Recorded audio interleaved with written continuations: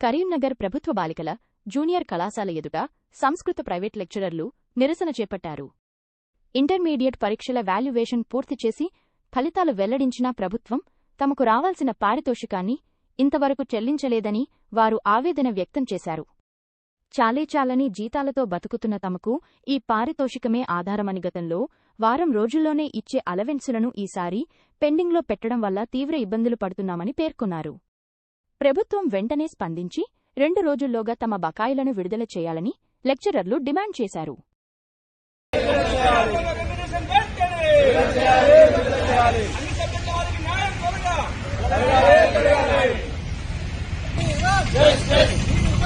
Yes.